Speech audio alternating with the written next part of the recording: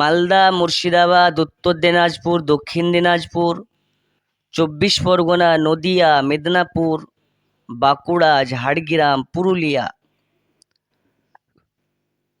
এই সব জেলাগুলোতে একাধিক সংগঠন হয়েছিল, এখনো আছে, আগামীতেও হবে ইনশাল্লাহ। কিন্তু ওই সংগঠনের থেকে এই সংগঠনটা একটু অন্যরকম।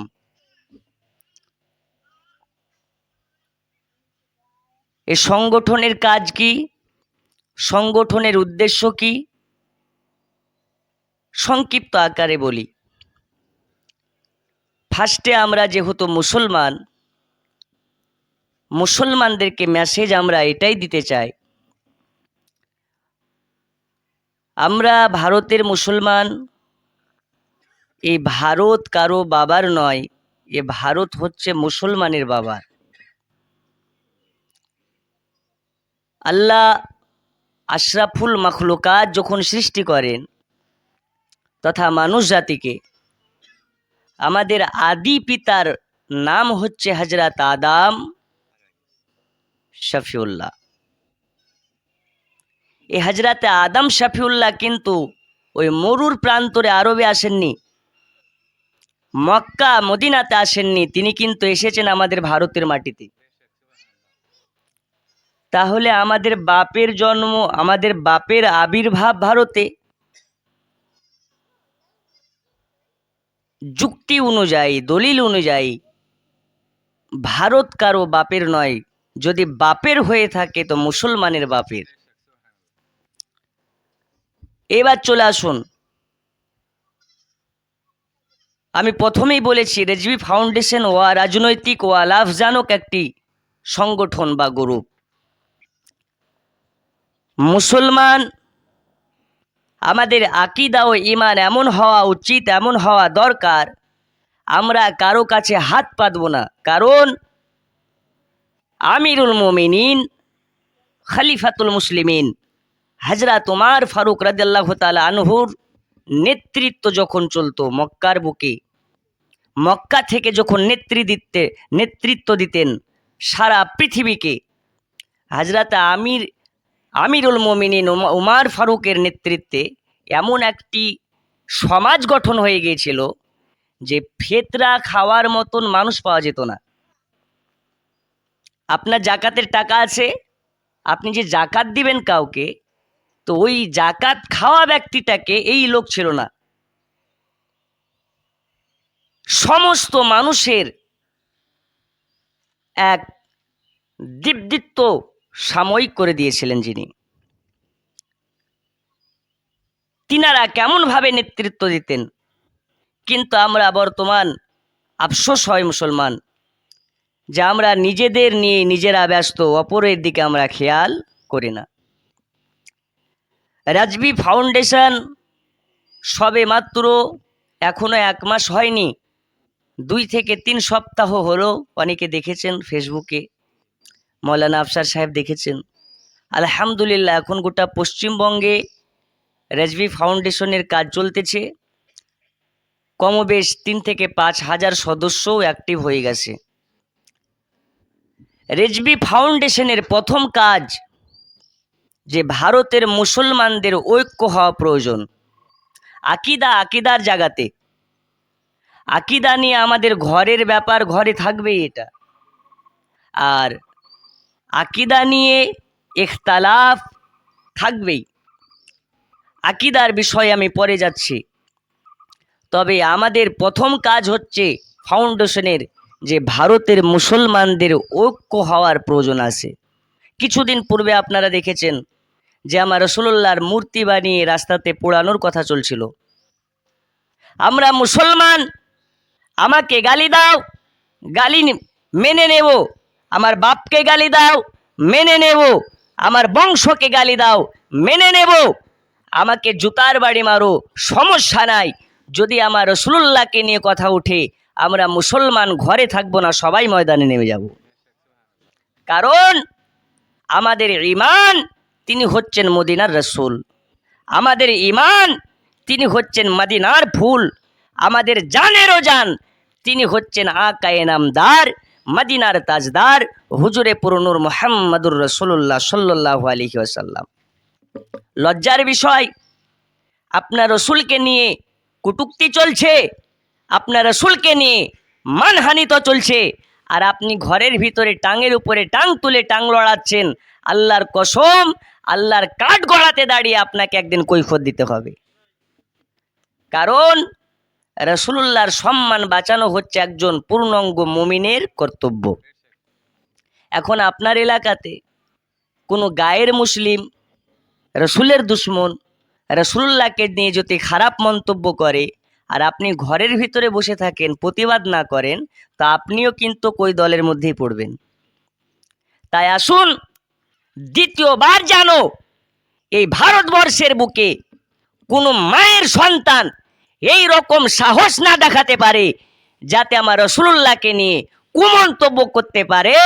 আমার রাসূলুল্লাহর প্রসঙ্গ নিয়ে যখন কেউ কুমন্তব্য সমাজে ছড়াবে, আমরা প্রয়োজন হলে গর্দান দেব, কিন্তু আর রাসূলুল্লাহর অপমান আমরা সইব না। বলুন ইনশাআল্লাহ। এজন্য কমিটি গঠনের প্রয়োজন আছে না নেই? বেশি লোকের প্রয়োজন নাই, ইমানওয়ালা বেশি দরকার নাই। আপনারা জানেন, অবগত আছেন, শহীদ আজম ইমামে হুসাইনে পাক কারবালাতে যখন গিয়েছিলেন মাত্র ৭২ জনকে নিয়েছিলেন, আর ইয়েজিদি সীমারেরা ছিল কত? ২২,০০০। এখন ২২,০০০-এর সঙ্গে ৭২ জন চুনাপুটি হচ্ছে না? এ ২২,০০০ মানুষের জন্য ৭২ জন বাবুর্চিত হবে না? কমপক্ষে ২ থেকে ৩০০ বাবুর্চি লাগবে। তাহলে হুসাইনের যারা সৈনিক হিসাবে ৭২ জন গিয়েছিলেন কারবালাতে, এরা কিন্তু আমাদের মতন ইমানওয়ালা নয়, এরা হচ্ছে পূর্ণাঙ্গ আশিকে রাসূল। এরা জান দিতে ভয় করে না, কিন্তু রাসূলুল্লাহর সামনে কেউ যদি কুরুচিকর কথা বলে, এরা প্রয়োজন হলে গর্দান দিয়ে দেবে, কিন্তু তারা অপমান সইতে পারবে না। তাই আসুন, আমরা মুসলমান ঐক্যবদ্ধ হয়ে রাসূলুল্লাহর সম্মান রুখে দাঁড়াতে আমরা সকলে ঐক্যবদ্ধ হব। বলুন ইনশাআল্লাহ। দ্বিতীয়, আমরা মুসলমান, ভারতের মুসলমান, আমাদের মাথায় টুপি পরিয়ে সমস্ত রাজনৈতিক নেতারা কিন্তু লুটে খায়, কিন্তু আদৌ মুসলমানের দরদি এ ভারতবর্ষে কেউ আছে বলে মনে হয় না। আপনার হাত কেটেছে, আপনিই ব্যথা বুঝবেন। অপর মানুষে শুধুমাত্র আপনাকে পরামর্শ দেবে যে ঘা হয়ে গেছে, একটা ইনজেকশন করো, না হলে ইনফেকশন হবে। আপনার যে ব্যথা, আপনার যে দর্দ, এটা কিন্তু ওরা বুঝবে না। তাই এই ভারতবর্ষের বুকে মুসলমানের মাথায় টুপি পরিয়ে রাজনৈতিক দলের নেতারা মুসলমানকে বোকা বানায়, আর আমরা মুসলমান চায়ের দোকানে বসে বিশাল সমালোচনায় ডুবে থাকি। চলুন, আপনি খবর নিয়েছেন, ভারতে একটা সংগঠন আছে, যে সংগঠনটার নাম হচ্ছে RSS। এই RSS-এর সংগঠনে সমস্ত যুবকেরা, এদের কাজ হচ্ছে, যদি কেউ মুসলিম ঘরের মেয়েকে প্রেমে ফাঁসিয়ে, প্রেমের প্রপোজাল দিয়ে, ভালোবাসার প্রপোজাল দিয়ে মুসলিম ঘরের একটা মেয়েকে বার করে যদি নিয়ে আসতে পারে, তাকে নাকি ৪ লক্ষ টাকা দেওয়া হয়। কয় লক্ষ? এখন একটা ৩২ জায়গা প্যান ফাটা যুবক, ওই ইয়াবা খাওয়া মাল, গাঁজা খাওয়া ছেলে, রাস্তায় রাস্তায় ভুং ভাং ঘুরে বেড়া ছেলে, যদি একটা মুসলিম ঘরের মেয়েকে প্রপোজাল দিয়ে বার করতে পারে, তো ক্যাশ পাবে ৪ লক্ষ টাকা। তাহলে ওই ছেলেটা কি এই সুযোগ ছাড়বে? এই RSS নামক দলটি মুসলমানের, বর্তমান সময়ে ভারতবর্ষে মুসলমানের যদি সব থেকে বড় দুশ্মন থাকে, তো এই RSS নামক দলটা মুসলমানকে মাথায় হাত বুলিয়ে বোকা বানিয়ে এরা নেতৃত্ব দিচ্ছে। যেই সময় আপনার ছেলে, আপনার ঘরের যুবক বাচ্চারা, আপনার ঘরের মেয়েরা ফ্রি ফায়ার নিয়ে ব্যস্ত থাকে, ওই দিকে অন্য ঘরের ছেলেরা লেখাপড়া করে, ল নিয়ে পড়াশোনা করে ডাক্তার হচ্ছে, মাস্টার হচ্ছে, ব্যারিস্টার হচ্ছে, উকিল হচ্ছে, আর মুসলমানের ছেলেরা মাধ্যমিক পাস করে HS থেকে পড়ে কেরালা, দিল্লিতে যাচ্ছে রাজমিস্ত্রি কাজ করতে। এর থেকে লজ্জাজনক আর কিছুই হতে পারে না। যেখানে আমার রাসূলুল্লাহ বলেছেন জ্ঞান অর্জন করার জন্য সুদূর চীন দেশে যেতে হলে যাও। আর আমরা কি করি? ফ্রি ফায়ার নিয়ে ব্যস্ত। আমরা নিজেদের ঘরের মুসলিমেরা এখন নিজেদের সন্তানদেরকে শিক্ষার দিক থেকে পিছিয়ে রেখেছে। তাই চলুন আমরা শিক্ষার দিকটাকে এগিয়ে নিয়ে যেতে পারি, শিক্ষার দিকটা যেন উন্নতি করতে পারি। এজন্য রাজবি ফাউন্ডেশন করলো কি? রাজবি ফাউন্ডেশন এই দায়িত্ব নিচ্ছে যে দুস্থ ঘরের, দুস্থ পরিবারের যে মেধাবী ছাত্র ছাত্রী যারা আছে, অর্থের কারণে, টাকার কারণে ভালো টিউশনে নিতে পারে না, ভালো কলেজে অ্যাডমিশন নিতে পারে না, ভালো স্কুলের অ্যাডমিশন নিতে পারে না, রাজবি ফাউন্ডেশনের দলবল ওই সব মেধাবী ছাত্র ছাত্রীদেরকে যতটা পারে আর্থিক হিসাবে, আর্থিক দিক থেকে তাকে হেল্প করে, সাহায্য করে তাকে ভালো কলেজে, ভালো স্কুলে, ভালো টিউশনে ভর্তি করিয়ে দেওয়া রাজবি ফাউন্ডেশনের কর্তব্য। তিনি উকিল হয়ে বার হবেন, মাস্টার হয়ে বার হবেন, সারা জীবন এই রাজবি ফাউন্ডেশনের গোলামতি করবেন ইনশাল্লাহ। করবে না? আপনাকে যদি সাহায্য করি আপনি থাকবেন না? এটা তো কারো লাভ নেই, ওয়ালাভজনক মুসলমানদের সংগঠন। শুধু মুসলমানদের সংগঠন বলে যে মুসলমানদেরকে আমরা সেবা দেবো এটা নয়, আমরা যাদের দুস্থ দেখব তাদেরকে ইনশাল্লাহ আমরা সহযোগিতা করব। চলুন, দ্বিতীয়, অনেক বাড়িতে অনেক ব্যক্তির 2টা 3টা 4টা করে মেয়ে কন্যা সন্তান আসে। আর এখন যেই যুগ, পণ ছাড়া বিয়ে হয় না, পণ ছাড়া বিয়ে হয় না। আমরা যথার্থ চেষ্টা করব যে বিনা পণে এলাকায় বিয়ে দেওয়া পন্থা করতে হবে। কারণ পণ নেওয়া যেমন নিকৃষ্ট, পণ দেওয়াটাও নিকৃষ্ট। চেয়ে নেওয়া, পণ দাবি করে নেওয়া হারাম। আর ওই হারাম খাওয়া মালদেরকে যারা সুযোগ করে ওরাও জাহান্নামে যাবে। জি, তা আমরা চেষ্টা করব যাতে পণ নেওয়া এলাকায় বন্ধ করতে পারি। এটা আমাদের পরের টপিক, তবে সাবজেক্ট হচ্ছে এটা, যেই বাড়িতে 2টা 3টে করে মেয়ে, দুস্থ পরিবার আর্থিক কারণে বিবাহ দিতে পারছে না, রাজবি ফাউন্ডেশনের কাজ ওই সব ফ্যামিলির দুস্থ ঘরের মেয়েগুলোর বিয়ে ভালো ঘরে দিয়ে দেওয়া। আচ্ছা, এটা ভালো না খারাপ? জি। তৃতীয়, আপনাদের এলাকায় বিয়ে অনুষ্ঠানে, খাতনার অনুষ্ঠানে, ইয়া যে কোনো অনুষ্ঠানে ডিজে বাজিয়ে খানা হয় না? হয় না? আমাদের মুর্শিদাবাদ, মালদাতে খুব হয়। জি। তো রেজবি ফাউন্ডেশনের যেখানে সদস্য থাকবে, দেখা যাচ্ছে মৌলানা আফসার সাহেবের ছোট ভাইয়ের বাড়িতে আজকে বিয়ের অনুষ্ঠান, আর রাতের বেলাতে ডিজে বাজিয়ে ধুমধাড়াক্কা খানা চলতেছে। রাজবি ফাউন্ডেশনের যেখানে সদস্য থাকবে সবাই দল বল নিয়ে তাদের বাড়ি যাবে, ভালোভাবে বুঝিয়ে, মাথায় হাত বুলিয়ে, সান্ত্বনা দিয়ে, রহমতি ভাষা তাদেরকে বন্দিত্ব করে সেই বাড়িতে ডিজে বাজানো বন্ধ করানো রাজবি ফাউন্ডেশনের কাজ। আচ্ছা, আপনার মেয়েটার বিয়ে দিচ্ছেন, 6 মাস পর তালাক হয়ে যাচ্ছে, 1 বছর পর আপনার মেয়েকে ধরে ধরে 3বার করে মারছে, তো মারবে না কেন? যে বাড়িতে শয়তান লাচিয়ে বিবাহ দেওয়া হয় ওই বাড়িতে ওই রহমতের ফারিস্তারা কি আসতে পারে? কিভাবে আল্লাহর ফারিস্তারা দোয়া করবে? তাই চলুন ওই ডিজে বাজিয়ে খানা দেওয়া বয়কট করুন। আর কি, এই রেজবি ফাউন্ডেশনের কাজ হচ্ছে আমরা পরের মুখাপেক্ষী নই, আমরা নিজেদের মুখাপেক্ষী। আপনারা দেখেছেন কর্ণাটকের একটি মুসলমান ঘরের বেটি, মুসলমান ঘরের মেয়ে, তিনি স্কুল যাচ্ছিলেন, তো কিছু আরএসএসের চান্ডা পুন্ডারা জয় শ্রীরাম করে স্লোগান দিচ্ছিল, আর মুসলমানের মেয়েটা আল্লাহু আকবার আল্লাহু আকবারের ধ্বনি তুলে দিয়েছিল। আপনাদের এলাকা আছে কি জানি না, আমাদের এলাকাতে অনেক মেয়েরা হেজাব পরে স্কুল যায়, কলেজে যায়, ইউনিভার্সিটি যায়। এখনকার আধুনিক যুগে আর একটা নতুন স্টাইল বেরিয়েছে, আপনার বুরখার উপরে এই যে হেজাবটা পরে, এখানে দেখবেন মাশাল্লাহ লেখা আছে, আলহামদুলিল্লাহ লেখা আছে। আছে না নেই? আছে। স্কুলটা কি ওর বাপের? এখানে কারো দোষ নয়, আমাদের দোষ। কেন হিজাব পরে স্কুল যাবে? বললেন হুজুর আপনি এক কেমন কথা বলেন, হিজাব পরা হচ্ছে মুসলমানদের ফরজ, আর হিজাব পরবে না? আচ্ছা, এখন ওই যে মাশাল্লাহ লেখা হিজাব মেয়েটা যদি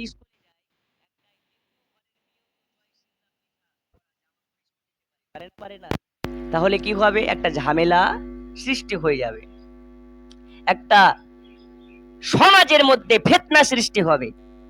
তাই আমরা মুসলমান, শরিয়াতের বিধান হচ্ছে এটা, একটা ছেলের কোনোদিন মেয়ে বন্ধু হতে পারে না, একটা মেয়ের কোনোদিন ছেলে বন্ধু হতে পারে না। যেই স্কুলে পর্দা হবে না, যেই স্কুলে হিজাব পরে যাওয়া হবে না, ওই স্কুলে মুসলমানদের মেয়েদের যাওয়ারও কোনো দরকার পড়ে না। তাহলে কি করতে হবে? মুসলমানদেরকে স্কুল বানাতে হবে। আর এই মুসলমান শুধু বাড়িতে খেতেই ব্যস্ত, মাঠ থেকে এসে একবেলা খেতে পেলেই হলো, সমাজের কিছু করার প্রয়োজন নেই।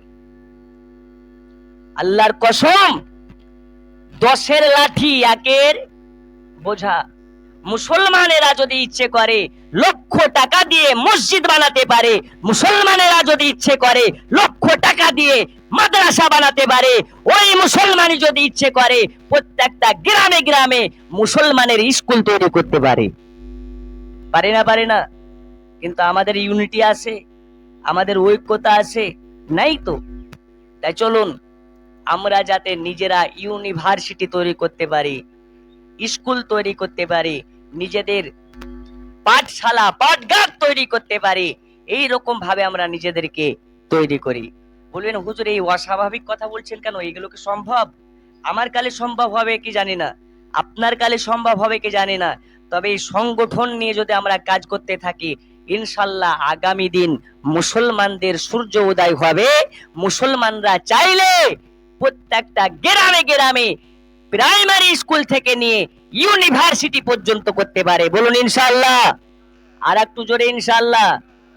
জি, আমাদের কি করতে হবে এটা নয়, আমরা যদি উৎসাহ দিই, আমরা যদি কাজ চালু করি, তো একদিন ইনশাআল্লাহ হবে। আরে রাসূল করিম সাল্লাল্লাহু আলাইহি ওয়াসাল্লাম তিনি তো ওই মরুর প্রান্তরে একা কলেমার দাওয়াত সবার ঘরে ঘরে পৌঁছাতে লাগলেন। এখন তো শুধু আরবে নয়, আরবের থেকে হিন্দুস্তানে মুসলমান বেশি। সারা পৃথিবীতে শুধু ইন্দোনেশিয়া মনে হয়, ইন্দোনেশিয়া ছাড়া যত দেশ আছে, যত কান্ট্রি আছে, সব থেকে মুসলমান কোন দেশে বেশি? একটু জোরে। ভারতে।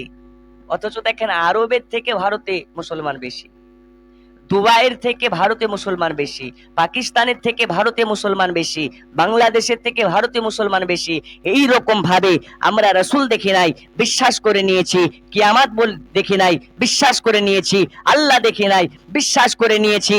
আমরা মুসলমান এই যদি বিশ্বাস রাখি, রাসূলুল্লাহকে বেমিসাল মনে করে, রাসূলুল্লাহকে বেমিসাল আপনার কিনা আকীদা রেখে রাসূলুল্লাহর মুহাব্বত নিয়ে আমরা যদি কদম ফেলতে লাগি, আগামী দিন রেজবি ফাউন্ডেশন শুধু আপনাদের এই গ্রামটা কি দহলা পাড়াতে নয়, এই রেজবি ফাউন্ডেশন শুধু জলপাইগুড়ি জেলাতে নয়, রেজবি ফাউন্ডেশন সারা ভারতবর্ষের কোণে কোণে পৌঁছে দুস্থ অসহায় মুসলমানদেরকে সাপোর্ট করে তুলবে এবং প্রত্যেকটা এলাকার দুস্থ ঘরের মানুষদেরকে সাহায্য করবে। আগামী দিন এই রেজবি ফাউন্ডেশন শিক্ষার প্রতিষ্ঠান প্রত্যেকটা এলাকায় এলাকায় গড়বে। বলুন ইনশাআল্লাহ। জি, এবার চলে আসুন। বলবেন হুজুর সবার ঠিক আছে, মৌলবীদের জন্য কি? বলি 2 মিনিট, তারপর ইনশাআল্লাহ সমাপ্তির দিকে। রেজবি ফাউন্ডেশন অনেক কিছু ভাবনা চিন্তা করার পরে দেখে, আচ্ছা আপনাদের মসজিদে মসজিদ আছে, ইমাম সাহেব আছে না নেই? আছে। একটু বুকে হাত দিয়ে বলবেন তো, এই আধুনিক যুগে এত আপডেট জামানাতে 7 থেকে 8 হাজার টাকা বেতনে সংসার চালানো কি যায়? একটু হানা বলবেন যায়? কিন্তু দেখেন ইমাম সাহেবেরা 7 থেকে 8 হাজার টাকার বেতন ভোক্তা হয়ে তারা বাড়ি ম্যানেজ করে, সংসার ম্যানেজ করে, বাইকে ঘোরে, ভালো ভালো পাঞ্জাবি পরে, তারপরে আতর লাগিয়ে সুগন্ধি লাগিয়ে ঘোরে, কিন্তু এদের বুক ফুটে তো মুখ ফুটে না। কিন্তু মানুষে ভাবে এরা ভালোই আছে, পরের বাড়ি খায় আর বাইকে করে ঘুরে বেড়ায়। আপনি জানেন আপনার ইমাম যদি সন্তুষ্ট না হয় আপনার নামাজ হবে না। আপনার ইমাম যদি বেজার থাকে তো আপনার নামাজ পড়াই সার, হাজার হাজার টাকা ধার, কোনো কাজ নেই। এখন আমাদের কর্তব্য প্রত্যেকটা এলাকায় ইমামদের ঐক্য হওয়া দরকার। ইমামেরা চাইলে, আলিম ওলামারা চাইলে সমাজকে আপডেট করতে পারে, আলিম ওলামারা চাইলে গ্রামকে আপডেট করতে পারে, আলিম ওলামারা চাইলে গ্রামে পণ্য বন্ধ হবে, আলিম ওলামারা চাইলে গ্রামে হারাম খাওয়া বন্ধ হবে, আলিম ওলামারা চাইলে গ্রামে সুদ খাওয়া বন্ধ হবে, আলিম ওলামারা চাইলে গ্রামের কর্ম কুকর্ম কাজগুলো বন্ধ হয়ে যাবে। কিন্তু আমরা তো ইমামকে মানি না। ইমাম যদি বলে এই বাড়িতে পণ নিয়ে বিবাহ হচ্ছে, পণ নেওয়ার কারণে আমি বিবাহ পড়াবো না, ওই বাড়ির লোক দ্বিতীয়বার পণ নেওয়ার সাহস পাবে বলে মনে হয়? একটু জোরে বলুন, পাবে? তাহলে ইমাম সাহেবকে এই ক্ষমতা দিতে হবে না, হবে না? পাওয়ার দিতে হবে না, হবে না? একবার প্রধানমন্ত্রী নরেন্দ্র মোদীকে বানিয়ে দিয়েছেন, এখন আপনার নেতৃত্ব ওর কাছে চলবে? 5 বছর তো আপনার চলবে না, ও যেটা বলবে সেটাই। তো ইমাম যখন ঢুকিয়ে দেবেন, ভাববেন ইমামের উপরে আপনার কথা আর চলবে না। দেখুন, এই 5 থেকে 7,000 টাকার বেতনভোক্তা ইমামগুলো কত কষ্ট করে, কত তাদের ভাব আবেগে কষ্ট পৌঁছায়। আল্লাহর কসম, লকডাউন করোনার সময় মালদা, মুর্শিদাবাদ, বীরভূমের গণিত মৌলানা গলায় ফাঁস দিয়ে মারা গিয়েছে। গণিত মৌলানা, মালদার একজন মৌলানা, যিনি ইমামতি করতেন একটা মসজিদে। কোন গ্রাম আপনাকে বলছি না, ফিতনা হতে পারে। লকডাউনের টাইমে মসজিদ কমিটি ওরা সিদ্ধান্ত নিল, হুজুর করোনার সময় লকডাউন চলছে, এখন আমরা আর ইমাম রাখতে পারবো না, আপনি চলে যান। ইমামটা দেখছে এখন লকডাউনে যাব কোথায়, মাঠে খাটা তো অভ্যাস নেই, ধান কাটা তো অভ্যাস নেই, রাজমিস্ত্রি কাজ করা তো অভ্যাস নেই, এখন যদি বাড়ি যাই তো সংসারটাও যাবে আর না খেয়েও মারা যেতে হবে। তো না খেয়ে মরার থেকে আজকে গলায় ফাঁস দিয়ে মরাটাই ভালো হবে। মসজিদের পাংখাতে দড়ি পাগড়ি লাগিয়ে গলাতে আপনার কিনা পাগড়িকে ফাঁস লাগিয়ে আত্মহত্যা করে মরেছে। যদিও বা আত্মহত্যা করা হারাম, কিন্তু যে মৌলানাটা আত্মহত্যা করে মরেছে, আপনি ভাবতে পারেন কতটা আবেগ নিয়ে, তার ভাব আবেগে কষ্ট পৌঁছেছে। গোটা গ্রামবাসী জাহান্নামে যাবে, গোটা গ্রামবাসী আল্লাহর কাঠগড়ায় এদেরকে দাঁড়াতে হবে যে তোমাদের কারণে, তোমাদের নির্যাতনে একজন মৌলানাকে শয়তানের চক্করে পড়ে মারা যেতে হয়েছে। আল্লাহর কসম, খোদার সম্মুখে আমরা জবাবদিহি করতে পারবো না। তাই চলুন ইমামদেরকে সম্মান করুন।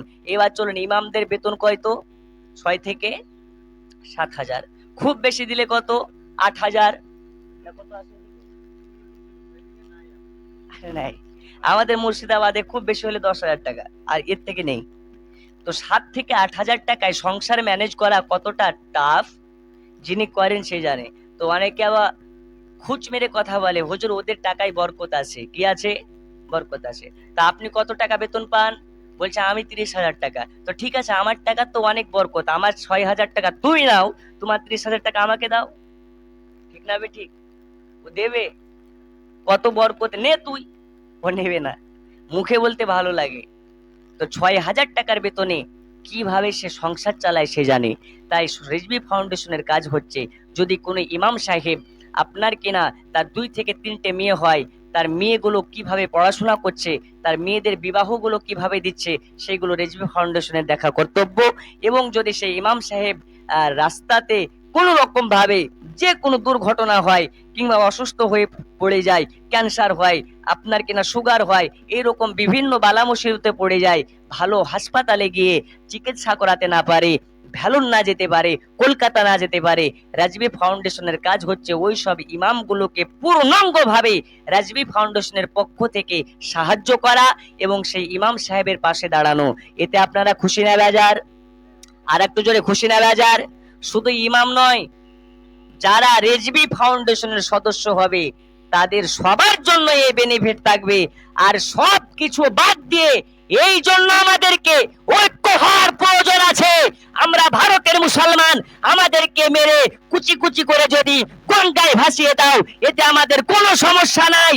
যদি লড়ার ক্ষমতা থাকে লড়বো, আর যদি আমাদের পা না থাকে, হাত না থাকে, আর আমার রাসূলুল্লাহকে নিয়ে, রাসূলুল্লাহর যদি প্রসঙ্গ ওঠে, আমার রাসূলুল্লাহকে নিয়ে কুমন্তব্য করা হয়, রাসূলুল্লাহকে নিয়ে সমাজের মধ্যে বার্তা পোষণ করা হয় আমরা মুসলমান ঘরে থাকবো না। যেমন নূপুর শর্মার বেলায় আমরা দেখিয়ে দিয়েছি, রাস্তায় বাড়িয়ে টায়ার পুড়িয়ে রাস্তায় বের হয়ে নারে তাকবীর নারে রিসালাতের ধ্বনি লাগিয়ে আবারও নেক্সট টাইম যদি কোনো মা এই রকম কুসন্তান জন্ম দিয়ে থাকে আর কুসন্তান যদি আমার মদিনার নবীকে নিয়ে কুমন্তব্য করে, ইনশাআল্লাহ আমাদের স্থান আর ঘরে হবে না, রাস্তায় হয়ে যাবে। বলুন ইনশাআল্লাহ, আরো জোরে ইনশাআল্লাহ। তাই আমাদের ঈমানকে মজবুত করতে হবে, আমাদের রাসূলকে নিয়ে যাতে কেউ আর এই সমাজের মধ্যে কুমন্তব্য ছড়াতে না পারে, এই অঙ্গীকার আমাদের করার প্রয়োজন আছে না নেই? আর একটু জোরে। শুধু এই মিটিংয়েই না, মিটিং শেষ হওয়ার পরে আপনাদেরকে এই বিষয়টা নিয়ে একটু ভাবনা চিন্তা করার প্রয়োজন আছে? আছে জি। পাড়ায় পাড়ায় গ্রামে গ্রামে চায়ের দোকানে দোকানে আলোচনা করুন আর রেজবি ফাউন্ডেশনের সদস্য গ্রহণ করুন। যেই এলাকাতে রেজবি ফাউন্ডেশন পৌঁছাবে, রেজবি ফাউন্ডেশনের কাজ, যেই গ্রামে স্কুল নাই সেই গ্রামে স্কুল কিভাবে করা যায়।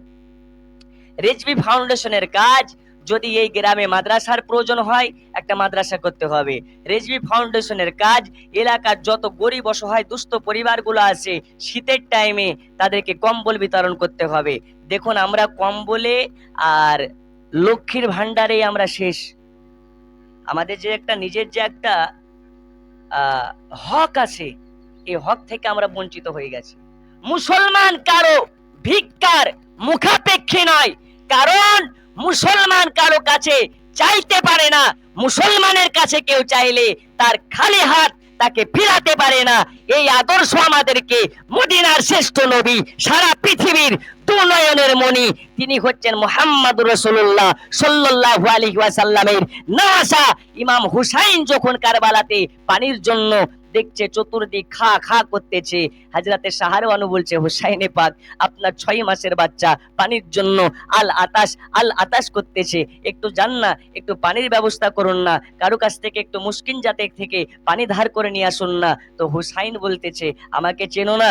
আমি হলাম মদিনার ফুল, আমি হচ্ছি নবী বংশের ফুল, আমাদের হয় না কো ভুল, আমরা কারো কাছে চাইতে পারি না, কারণ আমরা মুসলমান, আমরা চাহার জন্য আসি নাই, আমরা দেওয়ার জন্য এসেছি। কিসের জন্য এসেছি? দেওয়ার জন্য, আমরা চাওয়ার জন্য আসিনি। এই দেখেন, আমি গতকালকে একটা আমার ফেসবুক পোস্টে আমি পোস্ট করেছিলাম, আপনাদের শিলিগুড়িতে একজন মুসলমান, সে তাকে পূজার 500 টাকা চাঁদা ধরেছিল, সে দিতে না পারায় তাকে পিটিয়ে হত্যা করে মারা হয়েছে। এই সাহস আসে কোথা থেকে? আরে মুসলমানকে দুর্বল ভাবিও না। মুসলমানের যদিও বা সংখ্যা কম, এদের ঈমান আকাশচুম্বী, এরা জান দিতে ভয় করে না, কিন্তু মুসলমানকে আগে লড়তে আসিও না। মুসলমান কাউকে লড়তে যায় না। আর মুসলমানের একটা এই বাম দিককার ঘাড় তেড়া আছে, এদেরকে লড়তে আসলে আর কিন্তু ঘরে থাকে না। জি, মুসলমানের ঘাড় তেড়া, কারণ এরা হচ্ছে আমিরুল মুমিনিন, খলিফাতুল মুসলিমিন হযরত উমর ফারুক রাদিয়াল্লাহু তাআলা আনহুর আপনার কিনা অনুসারী। মুসলমান কাউকে আঘাত দেয় না, মুসলমান কাউকে বঞ্চিত করে না, মুসলমান কাউকে লঞ্চিত করে না। কিন্তু মুসলমানের একটাই তারা অভ্যাস, মুসলমানের ঈমান নিয়ে যদি প্রসঙ্গ ওঠে এরা আর ঘরে থাকে না। মুসলমানকে আগে লড়তে আসলে মুসলমান কিন্তু আর বসে থাকে না। আসুন আমরা এই আজকে রেজবি ফাউন্ডেশনের আলোচনা সভা থেকে এই বার্তাটাই দিতে চাই। এই রেজবি ফাউন্ডেশনের উদ্দেশ্য প্রত্যেকটা ঘরে ঘরে যাতে সঠিক সুন্নাত, সঠিক ইসলাম আমরা পৌঁছাতে পারি, এই দায়িত্ব নেব আমরা। প্রত্যেকটা ঘরে ঘরে যেন আমরা ওই হিলফুল ফুজুলের মতন দায়িত্ব অর্পণ আমরা নিজেদের উপরে নিয়ে প্রত্যেকটা বাড়ির খবর নিতে পারি। এটাই হচ্ছে আমাদের কর্তব্য। এখন আমাদের করতে হবে কি, আপনাদের এই দোহালা পাড়া থেকে একটা কমিটি গঠন করতে হবে। এখন এবার ফাউন্ডেশন করলেন, হুজুর ফান্ড কোথা থেকে পাবেন? একটা কথা আমি আগেই বলেছি, 10-এর লাঠি 1-এর বোঝা। এখন আমরা এখানে উপস্থিত কমবেশ 40, আমরা দিল্লি ইউনিভার্সিটিতে ভর্তি করব, খরচ হবে 50,000 টাকা। কয় হাজার? 50,000 টাকা। আমরা আছি কতজন? 50 জন। আমরা যদি মনে করি 1,000 করে টাকা দেব, তাহলে কি ওর দ্বারাতে অসম্ভব, কিন্তু আমাদের দ্বারা কি অসম্ভব হবে? 1,000 টাকা করে যদি তুলি, এখন বললেন হুজুর জটা ওই রকম দুস্থ পাবো তো এবার করে 1,000 টাকা দিতে পারবো? টাকা দেওয়ার প্রয়োজন নাই, সহযোগিতা দেন, টাকার অভাব নাই। বাস্তব কথা বলছি। কাজ আপনার শুরু করা আর কাজ শেষ করা হবে আমার রাসূলুল্লাহর ইনশাআল্লাহ। আসুন আমরা সকলে মিলে ঐক্যবদ্ধ হয়ে শুধুমাত্র সঙ্গ দিই, ইনশাআল্লাহ ফান্ডের অভাব হবে না। কারণ মুসলমান হচ্ছে তারা যারা জানের থেকেও, জানের বিনিময়েও রসুলকে ভালোবাসেন, প্রাণের বিনিময়েও রসুলকে ভালোবাসেন, ফ্যামিলির বিনিময়েও রসুলকে ভালোবাসেন। এ মুসলমান হচ্ছে ওই মুসলমান যারা জান দিতে পরোয়া করে না, কিন্তু রসুল্লাহর মহাব্বাতেরা কোনোদিন ছাড়তে পারে না। আসুন, ফান্ড নিয়ে টেনশন করবেন না। ফান্ড কিভাবে হবে, ফান্ডের করণীয় কি, ফান্ড আসবে কিভাবে, এই বিস্তারিত নেক্সট আপনাদের যখন ব্লগ ভিত্তিক আলোচনা হবে, আপনাদের কমিটি যারা থাকবে তারা ইনশাল্লাহ আলোচনা করবে। এই বিষয় নিয়ে এই আলোচনা সভাতে আমি আলোচনা করছি না।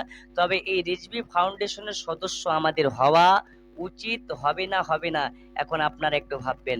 কারণ রিজভী ফাউন্ডেশন ওয়া রাজনৈতিক ওয়া লাভজনক একটি সংগঠন। এই সংগঠনে আমাদের সকলকে আসতে হবে। সংগঠনে আসার পরে দুস্থ অসহায়দেরকে সাহায্য করতে হবে। একটা সংস্থার কাজ হচ্ছে দুস্থ পরিবারদেরকে সাহায্য করা, শিক্ষা প্রতিষ্ঠান কিভাবে আগে বাড়ানো যায় এই দিকটা লক্ষ্য করা। আর আমি প্রথমেই বলেছি, আমরা ভিক্ষা নেব না, আমরা নিজেদের হক নিজেরা ছিনিয়ে নেব। বলুন ইনশাল্লাহ, আর একটু জোরে ইনশাল্লাহ। তাই মুসলমানদেরকে করতে হবে কি, শিক্ষার হার বাড়াতে হবে।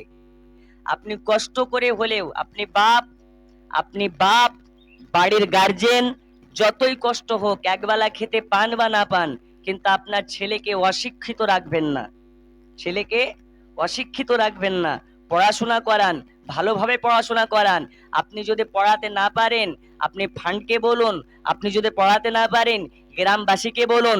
আপনি যদি পড়াতে না পারেন, প্রয়োজন হলে সাহায্য চান, কিন্তু সন্তানদেরকে সুশিক্ষা দিয়ে ব্যারিস্টার তৈরি করুন, মাস্টার তৈরি করুন, ডাক্তার তৈরি করুন, যাতে আগামী দিন ভারতবর্ষের উচ্চ থেকে উচ্চতর স্থানে মুসলমানকে দেখা যায়, উচ্চ থেকে উচ্চতর স্থানে মুসলমান নেতৃত্ব দিতে পারে। কারণ আমরা কোনোদিন গোলাম ছিলাম না। যখন আমরা গোলাম ছিলাম, আমাদের মদিনার নবী আমাদেরকে গোলামতি থেকে আজাদি পাইয়ে দিয়েছেন, আজ থেকে নিয়ে 1400 বছর আগে।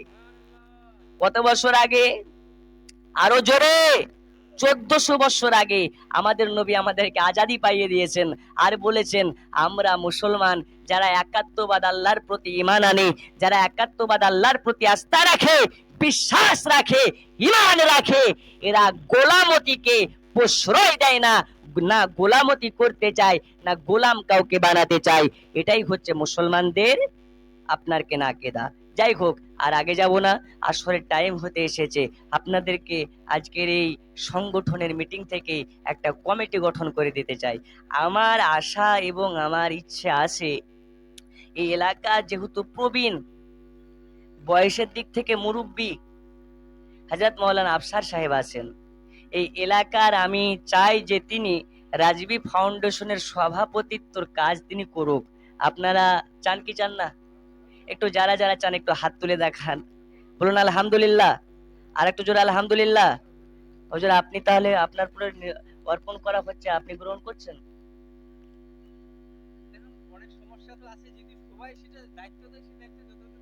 আচ্ছা, আপনারা চান কি চান না? এরা সবাই চায়, যেহেতু আপনি প্রবীণ, আমি আপনার নাতির বয়সের, আমার বয়স 23, আর আপনার কত? আল্লাহু আকবার, মানে হাফেরও হাফ। জি, তো উনাকে আমি চাই, যেহেতু প্রবীণ। আর খাস করে আমরা ঘরের কথা, এগুলো ভিডিও করার প্রয়োজন নাই আর ছাড়ারও প্রয়োজন নেই, ঘরের কথা এগুলো, যে আমাদের ঘরের ঝামেলা বাইরে প্রকাশ করার দরকার পড়ে না। যেমন আমাদের সুন্নিদের একটা ইউনিটি নাই, এগুলো আমরা প্রকাশ্য বলবো না, কিন্তু কাজ করবো ইনশাল্লাহ। যেমন সুন্নিদের মধ্যে ইউনিটি নাই, ঐক্যতা নেই, যেই কারণে সুন্নিরা, যেমন আমরা ভারতের মুসলমান সংখ্যালঘু, ঠিক ওই রূপ ভারতের সুন্নিরাও কিন্তু মুসলিমদের কাছে সংখ্যালঘু হয়ে গেছে। বিশ্বাস হচ্ছে না? জি, এখন যে হারে ঘরে ঘরে হাত ঝাড়া মাল বেরোচ্ছে, ও জিন্দেগিতে মাদ্রাসার মুখ দেখেনি, সৌদিতে কাজ করতে গেছে, আসার পরে এসে বলছে আল হাবিবি আয়াল আন্তা আহলে হাদিসুন ফি আন্তা রাবিয়াত, আমরা আহলে হাদিসকে বিশ্বাস করি, তোমাদের আকীদা ভুল। না তো কেন, তোমরা ইয়া নবী পড়ো, ইয়া কোথায় পেয়েছো বেদাত? আসলে বেদাত কাকে বলে ও জানে না, ওদের 14 গোষ্ঠী জানে না। আর বর্তমান মুসলমান বেদাত ছাড়া এক কদম চলতে পারে না। এই যে মাইক বেদাত, ক্যামেরা বেদাত, আমার মাথায় যে টুপিটা দেখছেন বেদাত, আমার গায়ের যে তোয়ালিটা দেখছেন বেদাত, এই যে বোতলটা দেখছেন পানির বেদাত, এই যে রেজুলেশন খাতাটা দেখছেন বেদাত, টেবিল দেখছেন বেদাত, প্যান্ডেল দেখছেন বেদাত, আপনাদের গ্রামের এই যে আপনার অনেক রকমের টিনের ঘর দেখছেন বেদাত। বললেন বেদাত কাকে বলে? ওরা বলে বেদাত তাকে বলে যে রাসূলের যুগে যেটা ছিল না, রাসূল যেটা করেনি সেটা হচ্ছে বেদাত। বলে না বলে না? বলে। আচ্ছা ওকে জিজ্ঞেস করুন, রাসূলুল্লাহ যুগে কি ট্রেন ছিল, বাস ছিল, মাইক ছিল? মাইক যদি বেদাত হয়, মাইকে ওয়াজ করা বেদাত। ও সব কিছু বাদ দেন, ওকে জিজ্ঞেস করুন রাসূলের যুগে তুই ছিলি? বলে না। তাহলে তুই বেদাত। তোর বাপ ছিল তো না, তোর বাপও বেদাত। আল্লাহর কসম, সুন্নি মৌলবীদের সম্মুখে যদি 5 মিনিট বসার যোগ্যতা রাখে, আজকে জলপাইগুড়ির মাটি থেকে আপনাকে চ্যালেঞ্জ করে যাচ্ছি, এমন কোন হাত ঝাড়া মৌলবীর জন্ম হয় নাই। আমার রাসূলুল্লাহর শানরি সালাতকে নিয়ে আমরা যেইগুলো বলি এইগুলো হারাম কিংবা বেদাত প্রমাণ করতে পারে, দায়িত্বর সহিত বলতেছি। কিন্তু আপনাকে এটাও আপনাদেরকে মেসেজ দিতেছি, যারা হাত ঝাড়া আহলে হাদিস নামে যারা পরিচয় দিচ্ছে, এরা মুসলমান শুধু দাবিদার, কিন্তু এদের কাজ হচ্ছে ইসরায়েলের চাকরি আর দালালি, চাকরি আর দালালি। তাই বলি ঘরের কথা বাইরে বলার প্রয়োজন নাই, লজ্জা লাগে। যে হারে আহলে হাদিস হয়ে যাচ্ছে আমাদের মধ্যে থেকে, এটা ওদের দোষ নাই, আমাদের দোষ। তাই হয়, দেখবেন ওদেরকে যদি মেরে দেন এক থাপ্পড়, ওরা বুকে টেনে নেয়, ভিতর ভিতর গালি দেয়, কিন্তু উপরে গালিটা প্রকাশ করে না। তাই আমাদের কর্তব্য হচ্ছে হিকমতের সহিত কাজ করতে হবে। কিসের সহিত? ভালোবাসা দিয়ে কাজ করতে হবে। আসো মারো, তোমাকে বুকে জড়িয়ে নিলাম, তারপরে রাসূলুল্লাহর সুন্নাত আদর্শ তোমার মধ্যে ভরে দিলাম। এটাই হচ্ছে আমাদের কাজ। তাই যে হারে আহলে হাদিস হয়ে যাচ্ছে সমাজে সমাজে, আমাদের কর্তব্য ইমাম সাহেব 2-10 জনকে নিবে আর প্রত্যেকটা মোড়ে মোড়ে যাবে আর দাওয়াতে ইসলাম তাদের মধ্যে পৌঁছাবে, সঠিক সুন্নাত তাদের কাছে পৌঁছাবে।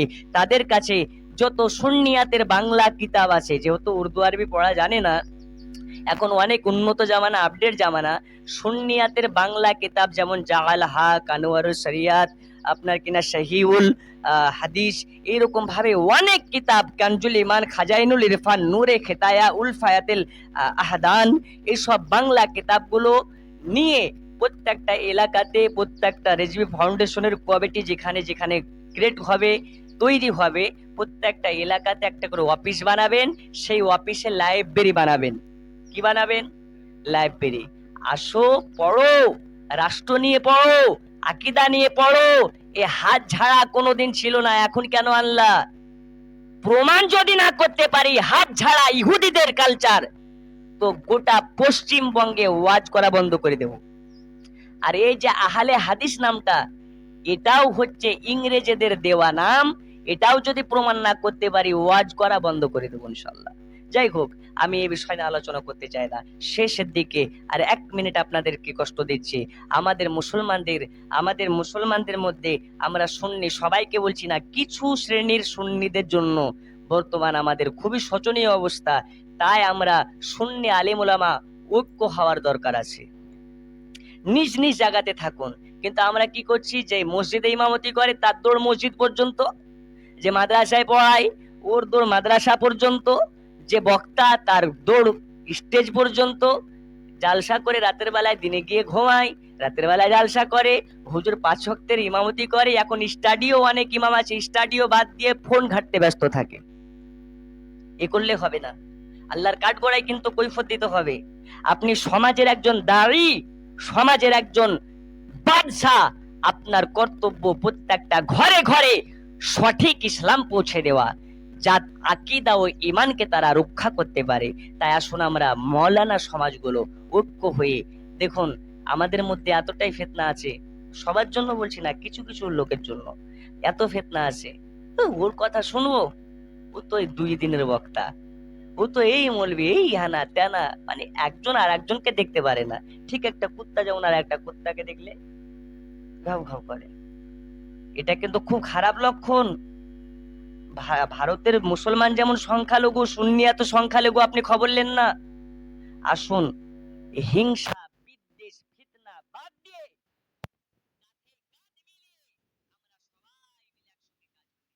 লজ্জা, এর থেকে লজ্জা কি? যেই পশ্চিমবঙ্গে সুন্নিদেরকে চারানা দাম দেয় না, উঁচু উঁচু স্তরে উঁচু উঁচু নেতৃত্ব দেওয়ার মতন জায়গাগুলোতে সবাই ওয়াহাবি দেওবন্দিরা যারা নেতৃত্ব দিচ্ছে, আর আপনি 2,500 টাকার ভাতার জন্য ওই ওয়াহাবি মোল্লার ডাকে সাড়া দিচ্ছেন, দিচ্ছেন না? আর অন্য টাইমে ফতুয়া দিচ্ছেন ওয়াহাবির সঙ্গে খাওয়া হারাম, ওয়াহাবির সঙ্গে যাওয়া, বিয়ে দেওয়া হারাম, ওয়াহাবির সঙ্গে উঠা বসা করা হারাম। আপনার তখন কি একটু বিবেকে বাঁধে না যে ওর যখন নেতৃত্বে আপনি যাচ্ছেন তখনটা কি হবে? তাই আসুন, আকিদার জায়গায় এটা ঘরের কথা, তাই ঘরের লোক, তাই আপনাদেরকে বললাম এটা আমাদের ফাউন্ডেশন থেকে প্রকাশ করা হবে না। তবে আমাদেরকে সঠিক ইসলাম যাতে আমরা প্রত্যেকটা যুবকের কাছে পৌঁছাতে পারি, সঠিক ইসলাম যাতে আমরা ঘরে ঘরে যুবকদের কাছে পৌঁছাতে পারি, যুবক যদি একবার জাগ্রত হয়ে যায়, আগামী দিন যুবকদের সোনালী দিন, আগামী দিন যুবকদের নেতৃত্ব দেওয়ার দিন ইনশাআল্লাহ তাআলা রাজবি ফাউন্ডেশনের হয়ে কাজ করতে থাকুন। আপনাকে জানিয়ে দিই, আগামী 5 থেকে 6 মাসের মধ্যে গোটা পশ্চিমবঙ্গের আনাচে কানাচে রাজবি ফাউন্ডেশনের পতাকা দুলবে। শুধু রাজবি ফাউন্ডেশনের পতাকা দোলা মানেই রাসূলুল্লাহর সম্মান রক্ষা করা, রাজবি ফাউন্ডেশনের পতাকা উত্তোলন করা মানে দুস্থ পরিবারের সাহায্য করা, রাজবি ফাউন্ডেশনের পতাকা উত্তোলন হওয়া মানে দুস্থ অসহায় মানুষের পাশে দাঁড়িয়ে তাদের মাকসাদে পৌঁছে দেওয়া।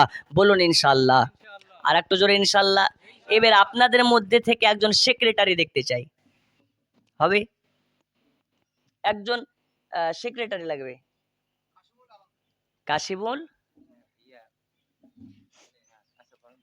কাশিমুল আলম না কাশিমুল আলম? আচ্ছা আচ্ছা, মাশাআল্লাহ, কাশিমুল আলম। নারে তাকবীর, একটু জোরে নারে তাকবীর, নারে রিসালাত। তাহলে সভাপতি সেক্রেটারি 2টা হলো, একজন কেশিয়ার লাগবে, একজন কেশিয়ার, যাতে আপনারা 24 ঘন্টার মধ্যে সংগঠনকে 1 ঘন্টাও নাহলে টাইম দিতে পারেন। জি, যেদিন পারলেন না, তবে 1 ঘন্টাও নাহলে মোবাইলেও সময় দেবেন। জি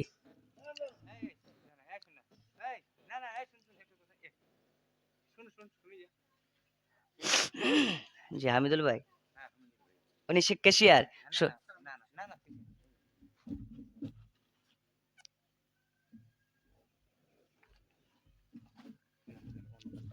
আচ্ছা, না অবশ্যই যুবকদেরকে, ইয়ংদেরকে প্রয়োজন আছে। আমি তো আগেই বললাম যে যুবকের আগামী দিনের সোনালী দিন এদের আসছে ইনশাল্লাহ। রবিউল ইসলাম, কোনটা রবিউল ইসলাম? ও আচ্ছা আচ্ছা আচ্ছা আচ্ছা, সুবহানাল্লাহ। তাহলে কেশিয়ার আপনাদের রবিউল ইসলাম। এবার একজন হ্যাঁ, জি হ্যাঁ, আপনাদের কি মতামত? রবিউল ইসলামকে চিনেন তো আপনারা? ফাউন্ডেশনের হয়ে কাজ করতে পারবেন তো ইনশাল্লাহ? জি আলহামদুলিল্লাহ। এবার একজন সহ সভাপতি সাহেব লাগবে, একজন তো সভাপতি সাহেব আছেন, আর একজন সহ সভাপতি। মৌলানা সাহেব, আরে মৌলানা সাহেবের নাম কি? মজিবুল হক, সুবহানাল্লাহ, নারে তাকবীর, নারে রিসালাত, উনি সহ সভাপতি।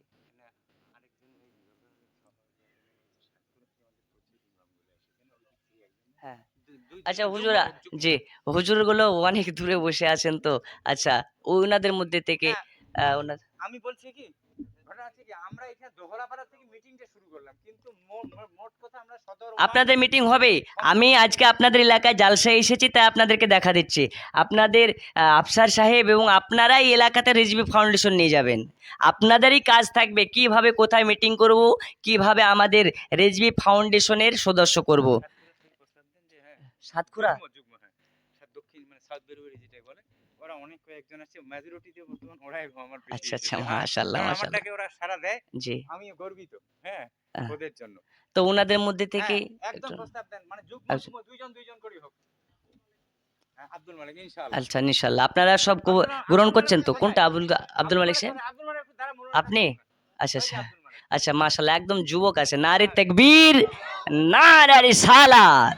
আচ্ছা, একজন হলো উনি উনি তাহলে সহসভাপতি না ওই এলাকার সভাপতি করতে না, চাচ্ছেন? না, উনি আমার সঙ্গে থাকবে সহসভাপতি। আচ্ছা, সহসভাপতি সাহেব। সহসভাপতি তরিকুল ভাই ঠিক আছে? আচ্ছা, এবার একজন সহ সেক্রেটারি সেক্রেটারি। ওই দিক থেকে। আপনাদের দিক থেকে একজন।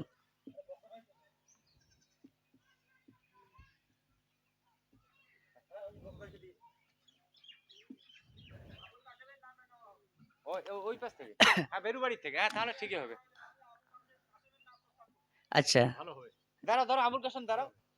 আচ্ছা আচ্ছা, পরবর্তী মাশাআল্লাহ। সময় আমরা বিয়োজন ইনশাআল্লাহ করতে পারবো। ইনশাল্লাহ ইনশাল্লাহ আপনার ওটা করে নিতে পারবেন। এবার যেহেতু সহসভাপতি হয়েছে, সহ সেক্রেটারি হয়েছে, নামগুলো লিখতে হবে। হ্যাঁ এগুলো ওগুলো আপনি এটাতে না তুলে আপনি একটা আলাদা কাগজ তুলেন, তারপর ওটা তুলে নেবেন। না, একদম ফাইনাল করে লিখছি। এই হচ্ছে লেখার মাস্টার। ও আচ্ছা আচ্ছা, তো করেন। না ওটা বলছি না, আপনি ওটা পরে লিখবেন, লেখাটা সাজিয়ে লিখতে হবে। আপাতত কে কি হচ্ছে এটা প্রথম লেখেন। তো মাশাআল্লাহ, এর নিচে যতজন হবেন সবাই সদস্য। আপনাদেরকে একটা জিনিস দিয়ে যায়, এই হচ্ছে রেজবি ফাউন্ডেশনের সদস্য ফর্ম। দেখুন দেওয়া আছে, গুম্বাদে রাজা সুন্নাহ রক্ষায় প্রতিজ্ঞাবদ্ধ। কি রক্ষায়? সুন্নাহ রক্ষায়। আমি বাস্তবে সাংগঠনিক বিষয় নিয়ে আলোচনা করি না, এই 2-3টা প্রোগ্রামে করলাম। যদিও বা এই বিষয়ের আমি পারদর্শী নই, আপনারা জানেন আমি স্টেজে জালসা করার অভ্যাস।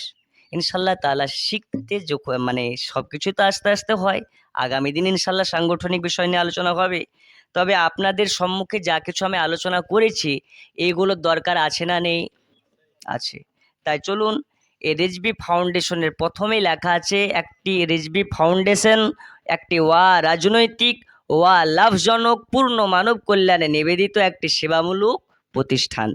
এই সদস্য ফর্মটা আপনারা সকলে গ্রহণ করবেন এবং নিজের নাম ঠিকানা এখানে যা কিছু আছে এইগুলোকে পূর্ণাঙ্গ ফিল আপ করে আমাদের সংগঠনের সদস্য হয়ে যাবেন। আর একটা বিষয় আপনাদেরকে ক্লিয়ার করে দিই, যারা রেজবি ফাউন্ডেশনের সদস্য হবে মাত্র 50 টাকা হাদিয়া দিতে হবে। কয় টাকা? 50 টাকা। এটা আমরা নেব না। এই 50 টাকা যেটা দেবেন ওটা আপনাদের ফান্ড হবে, আপনাদেরকে শেয়ার হবে, আপনাদের টাকা নিয়ে আমরা যাব না। ভাববেন না হুজুর আপনারা ফাউন্ডেশন করেছেন, টাকা আপনারা নিয়ে যাচ্ছেন কেন? আমরা পারলে আপনাদেরকে দেব, কিন্তু আপনাদের কাছ থেকে নেব না ইনশাল্লাহ। আপনাদের এলাকার কমিটি গঠন হবে, আপনাদেরই সেক্রেটারি হবে, আপনাদেরই ক্যাশিয়ার হবে, আপনারাই এলাকায় নেতৃত্ব দেবেন। কোন পরিবারকে কি সাহায্য করা দরকার আপনারাই করবেন।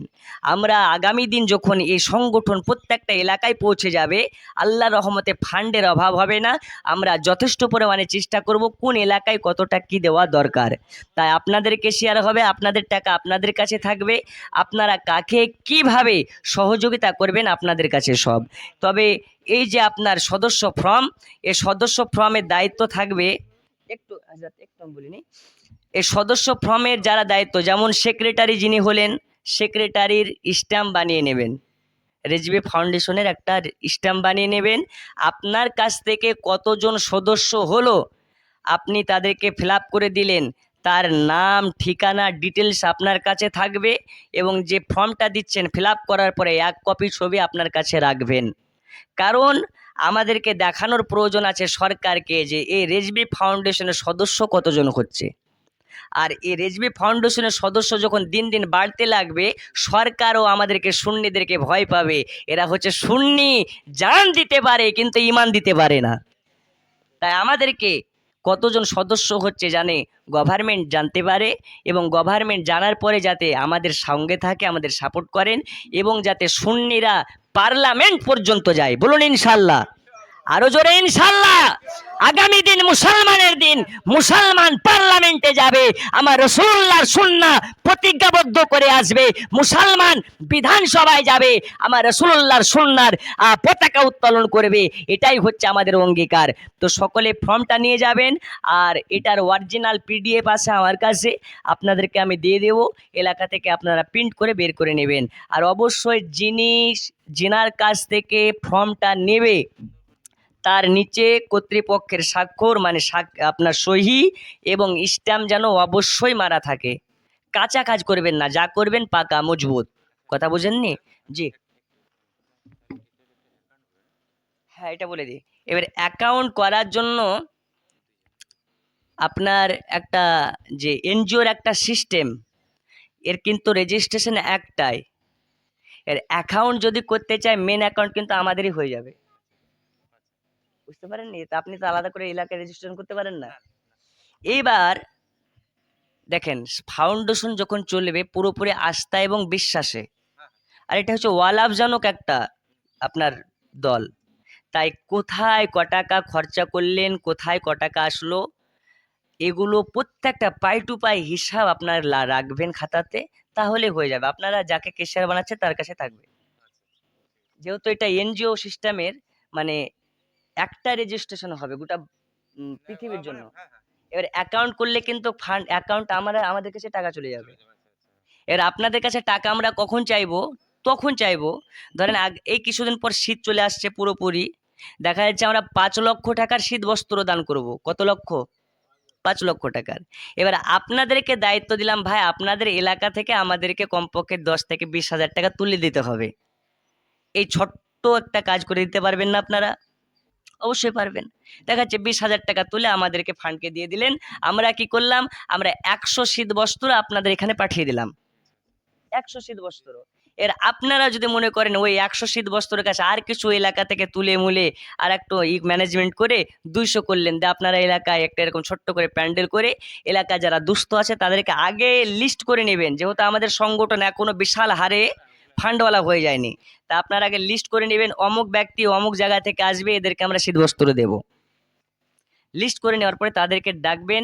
এলাকার যারা নিউজ করেন, খবর করেন, তাদেরকেও ডাকবেন, যাতে আপনি সুন্নি আহলে সুন্নাতল জামাতের মৌলবীরা নাকি কাজ করে না, আহলে সুন্নাতল জামাতের লোকেরা নাকি শুধু ঘরে বসে থাকে, তাই যেন সমাজে দেখতে পাই যে রেজবি ফাউন্ডেশন মাসলাকে আলা হাজরাতের লোগো জলপাইগুড়িতে পৌঁছে প্রত্যেকটা দুস্থ অসহায় মানুষের পাশে দাঁড়াতে শিখে গেছে। জি, তাই এটা করবেন আপনারা। আর খাস করে আজকে যারা হাজির হয়েছেন, আলহামদুলিল্লাহ, আপনাদেরকে অনেক অনেক অনেক অনেক আপনাদেরকে ধন্যবাদ জানাই, শুক্রিয়া জানাই। এখানে আমার কোনো লাভ নেই, গতকালকে সে বীরভূম থেকে প্রোগ্রাম সেরে সারা রাত গাড়িতে আপনাদের এখানে আসছি, আবার আজকে আমি নিজেই পুরোটা ড্রাইভ করেছি। ড্রাইভার আছে, তুই বসে থাক, আজকে আমি চালাবো। গোটা প্রায় 8 ঘন্টা রাস্তা গাড়ি চালিয়ে আপনাদের এত দূর এসেছি, শুধুমাত্র ওয়াল্লাহি আল্লাহর কসম করে বলছি, যাতে মুসলিম উম্মাহ আগে বাড়তে পারে, মুসলমানের যেন আর কারো কাছে মাথা ছোট না হয়, মাথা যেন না নামাতে হয়, এই আমরা ঐক্যবদ্ধতা হওয়ার জন্য আপনাদের কাছে এসেছি। আপনাদের মাইন্ড সোচটাকে ওই রকম সোচ করুন, কারণ একজন মানুষ, একটা ছোট্ট হাদিস, একজন মানুষ সে নিজে যেমন অন্যজনকে তাই ভাবে। একজন চোর, ওর মন কিন্তু চোর চোর চোর চোর চোর করে। একজন ডাকাত, ওর মন কিন্তু ভাবেই মনে হয় ডাকাত। একজন হারামখোর, ও কিন্তু অন্যকে হারামখোর ভাবে। আর আমার রসুল্লাহর কাছে যদি কোনো নেগেটিভ মাইন্ডের লোক আসতো, রসুল্লাহ তাকে নেগেটিভ ভাবে নিতেন না, কারণ আমার রসুলই তো ছিলেন না নেগেটিভ, ঠিক কি না? তা আসুন আমরা সকলে মিলে ভালো মস্তিষ্ক নিয়ে, ভালো মনোভাব নিয়ে কাজ করি। আপনারা এইভাবে কাজ করুন রেজবি ফাউন্ডেশনের হয়ে। আপনারা শুধু ঘরে বসে নয়, শুধু ইমামতি নয়, শুধু মাদ্রাসাতে থেকে নয়, সমাজেরও কাজ করতে হবে। প্রয়োজন হলে পার্লামেন্ট যেতে হবে। মৌলবীরা পার্লামেন্ট না গেলে কি করে হবে? মৌলবীরা বিধানসভায় না গেলে কি করে হবে? আসুন আমরা সবাই মিলে সমাজের কাজ করি, আমরা সবাই মিলে সুন্নিয়াতের কাজ করি, আমরা সবাই মিলে দিনের কাজ করি, এবং আমরা সকলে ঐক্যবদ্ধ হয়ে কাজ করি। আর আগে আমি যাব না, তবে হুজুর এই ফর্মগুলো যিনারা, ওই ভাই আপনি আসেন, যিনি কি গ্রামের নাম ওনার? সাতকুরা। আচ্ছা আসুন আপনি। অনেক দূর থেকে আসছে। আচ্ছা মাশাআল্লাহ। মানে কি একটা করে দিবেন নাকি? না না না না না এই হ্যাঁ উনি সদস্য ওইখান থেকে ও করবে। হ্যাঁ হ্যাঁ আর ওই জন্য ওকে আমি ইনভাইট করে নিয়ে আসি। মাশাল্লাহ মাশাল্লাহ। হ্যাঁ কারণ ছাত্রটা আমাদের স্ট্রং আছে। যে কোনো আপনি আপাতত এগুলো নিয়ে যান। আপনার ব্লক কি এই ব্লকের মধ্যে পড়ে? হ্যাঁ একই ব্লক, তাহলে এটা ব্লক কমিটি হবে। হোয়াটসঅ্যাপ মোটসঅ্যাপ এগুলো ভালো বুঝুন তো। হোয়াটসঅ্যাপে একটা গ্রুপ করবেন, রিজভি ফাউন্ডেশন কোতোয়ালি ব্লক, বুঝতে পেরেছেন? নাহলে হাজার আপনার এটা জেলা কমিটি রূপান্তর করবেন, যেহেতু ভবিষ্যতে আপনারা কাজ করবেন রিজভি ফাউন্ডেশন জলপাইগুড়ি, রিজভি ফাউন্ডেশন জলপাইগুড়ি এ লিখে আপনাদের এলাকার যত যুবক আছে তাদেরকে সকলে গ্রুপে ভরেন, ঠিক আছে?